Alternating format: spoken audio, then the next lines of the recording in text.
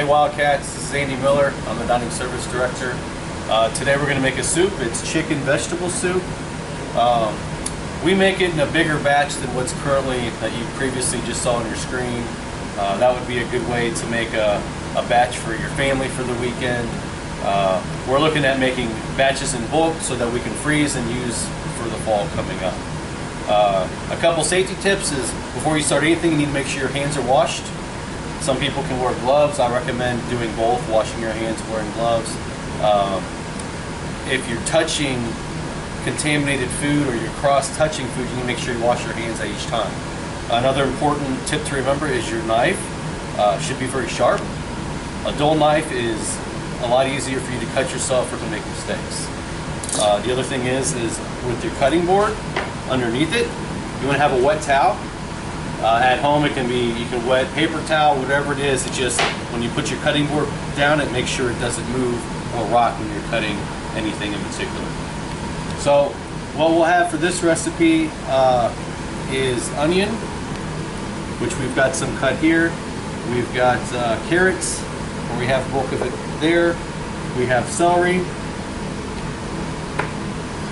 We'll have garlic, which we went ahead and did the minced. You can get garlic minced in oil and garlic minced in water. I recommend getting the garlic in oil. This is what we get here.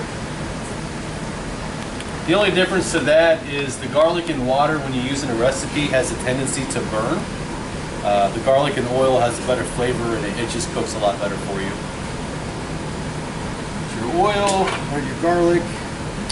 The chicken we have today, it's a raw diced chicken, which we can probably cut it up in smaller pieces, which is what we'll do. And then the rest of it we have over there. An important tip also, when cutting anything in a recipe, is you want to start with your vegetables first. That way you're not contaminating your vegetables when you cook your raw product. So whether it's chicken or lamb or veal, anything of that nature you want to do last, so that way you're not cutting an onion on top of raw product. Okay, well I think the rest of it, we just have the diced tomatoes, we have Italian seasoning here, we have green beans, and we have corn. So what we're going to do is show you guys how to cut the onion, the carrot, the celery. We'll take a quick break and then we'll start cutting the chicken, dicing the tomatoes a little bit more, and then we'll start getting it in the pot. So first thing we're going to cut is the onion, and like I said, you want to make sure you have a very sharp knife. You want to leave the back of the onion on, and you want to cut the front. The back holds it together. You can take a little of the stems, roots off. Then what you want to do is you take your onion, you cut it in half.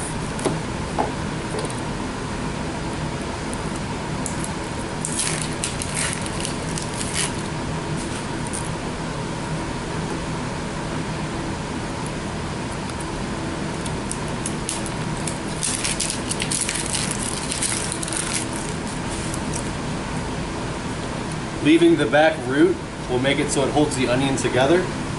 Christina takes and she cuts it here first, and then she cuts it down into, it really doesn't matter how you do it, there's a couple different techniques. It makes it uniform cuts. Then you go back through and you can cut it, the dice that you are wanting for your soup.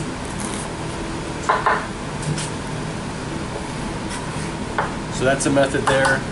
I typically don't take and cut in the center first. I'll go around each side.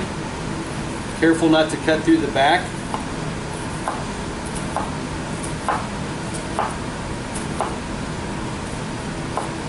I think maybe this technique's a little easier for more of a fine dice. And then of course you can go in and cut again at that point through the middle. And then when you cut it,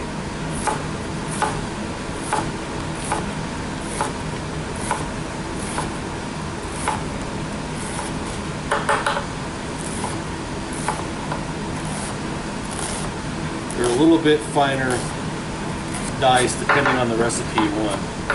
I don't know, Deb, if you want to zoom in there and you can kind of see the difference a little bit between the smaller, finer dice, and then these are a little bit thicker, depending on what recipe you're looking for. It's also important to remember that anytime you cut something, you want to make sure you have a decent knife where the weight is distributed through the handle.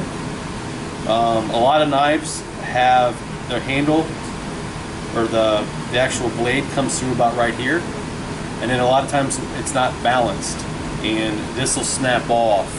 You want a balanced weighted knife, and when you hold the knife, you don't hold it back here. You want to hold it where you feel like grooves are on here. You put your finger up on the top, your thumb on the back side, and you have more control over the knife itself. Okay? And anytime you cut something, you want to rest it against your knuckles there so you're not cutting into fingertips.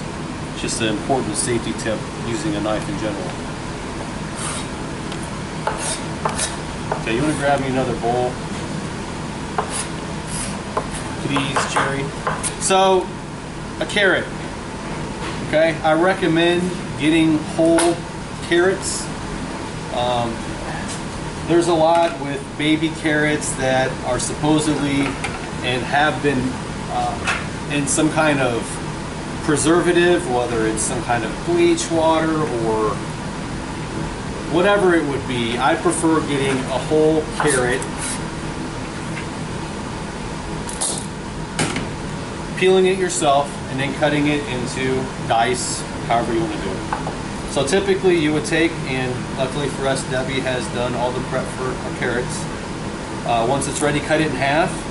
And then typically I'll cut a section off the carrot to lay it flat to give it more stability. At that point you can cut it in different sections, however big of dice you want.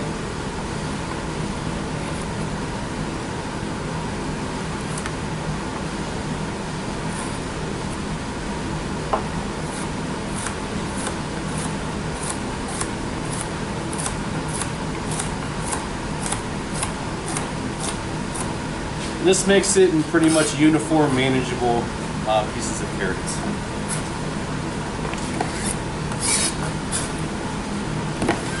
The last vegetable we're chopping here, other than the tomato, is the celery. So in a stalk of celery, you want to cut the whole bottom off, the whole stalk. And you want to take each piece and you want to run it under running water, because you'll see you'll have dirt and all kinds of stuff in the celery. You don't want that in your soup. So you want to make sure you get each piece washed off. And once you do, the most uniform way to cut a celery stalk is start at the top, and depending on the size you want, you cut down lines. Okay, if it's still too big in the middle, you can just make yourself another line there.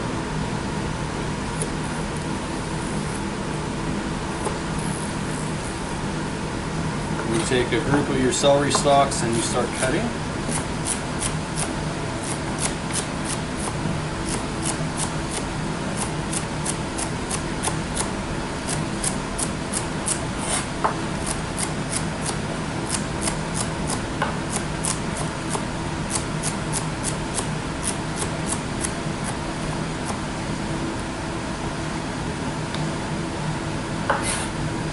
Okay, so that's our basic ingredients, which is our carrots, celery, and onions for our vegetables. And then we'll go ahead and I'll cut these tomatoes up smaller into chicken. And once we get that, we'll start again and we'll start heating it up in the pot. Okay? Okay, now that we have our chicken and our tomatoes finely diced, we've got the butter melting. Then our big stock pot here. Important reminder about wearing gloves, by the way. If you wear gloves and you touch raw chicken, you can't go and wear gloves and touch your raw food. You have to throw your gloves away and then put gloves back on. So you change your gloves as often as you would be washing your hands so you're not cross-contaminating in your food. It's an important reminder to know.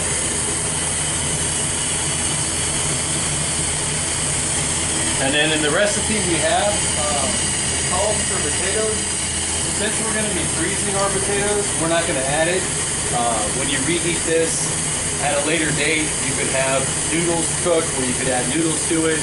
You could have potatoes cooked, or you could do canned cube potatoes and add to it. Basically, this is just a chicken and vegetable recipe. It's very versatile. You can change it and add it how you see fit. I'm actually going to make a couple adjustments to the recipe as far as cooking instructions when we get there. So we'll go ahead and add our chicken.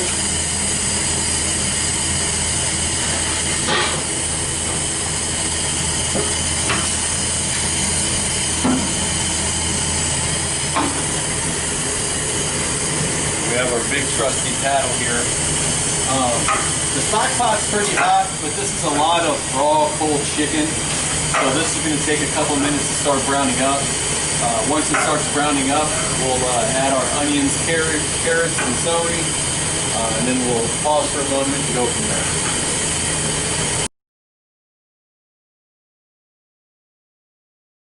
Okay, so now that our chicken is mostly cooked, and the two separate changes to the menu we're doing here is we're using raw chicken. That's why we're cooking the chicken first instead of the vegetables like this recipe probably shows. If it was cooked chicken, the chicken's already cooked. You want to go ahead and cook your vegetables, get them soft and translucent. Then you add your chicken to it, and then we start the soup process. So we're going to go ahead and add the onions.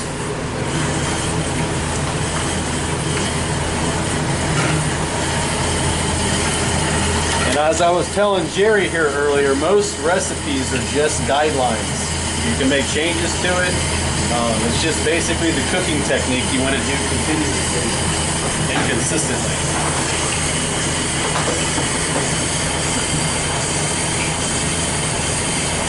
Big batch of soup.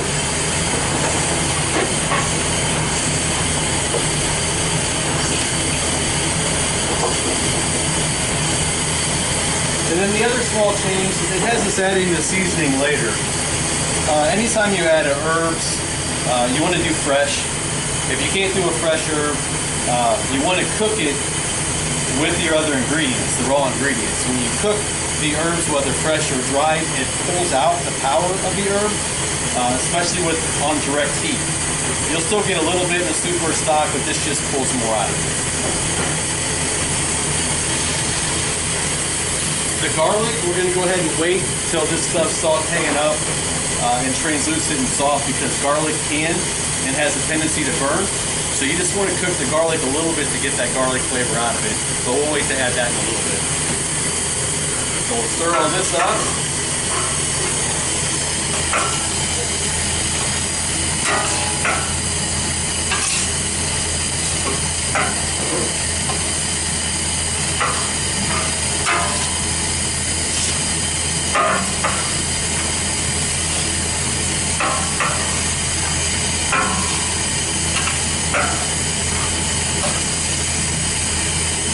And then we'll cover this and we'll cook it until it's a little softer. Then we can add the frozen vegetables. We'll add the garlic, and then we'll go from there.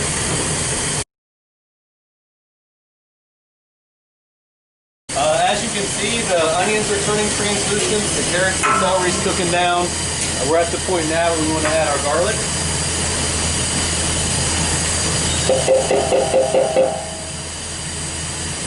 We'll incorporate the garlic and cook this for a few minutes, and then we'll move on to adding the rest of the vegetables and the tomatoes.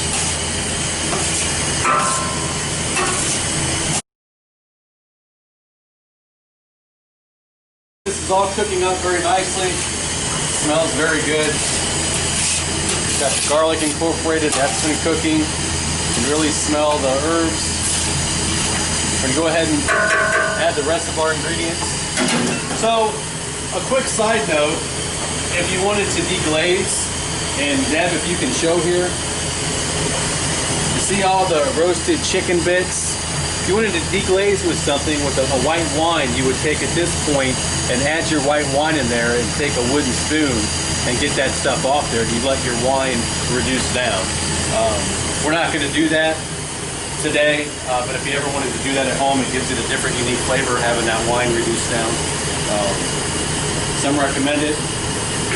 We're going to add our corn.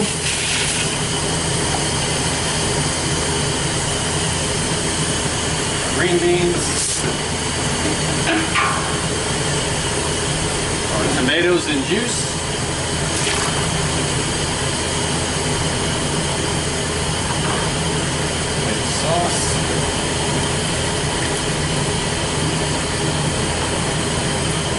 have all of our chicken stock.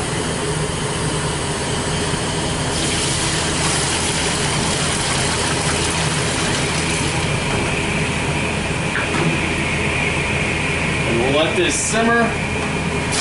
You want this to come to a boil for about 5-6 minutes, and then you want to reduce it down to a simmer. At that point, you want to take some out, taste the flavor. You'll have to add some salt and pepper, which I'll probably do now. But at that point, you can readjust and see if you need more. We use kosher salt, sea salt's good, Mediterranean pink salt's my favorite. And we use white pepper. So the reasoning behind using white pepper in the kitchen is black pepper in a soup or on an item such as an Alfredo will leave black pepper specks. White pepper does not. It fully incorporates into the item. It is, however, quite a bit stronger than the black pepper, so that's just something to keep in mind. Typically, when people at home use a salt and pepper mix, and we do here, it's typically about 6 to 7 parts salt to 1 part white pepper. So if you make a seasoning mix at home that you want on your eggs in the morning or anything you want to cook, just remember, pour into a bowl 6 parts of the salt and then 1 part white pepper. If you like more of a pepper flavor, like I do, I typically do 4 parts, 3 parts salt to 1 part pepper. So we'll add this, we'll bring it to a boil, and then we'll let it simmer, and then we'll come check out how it's doing.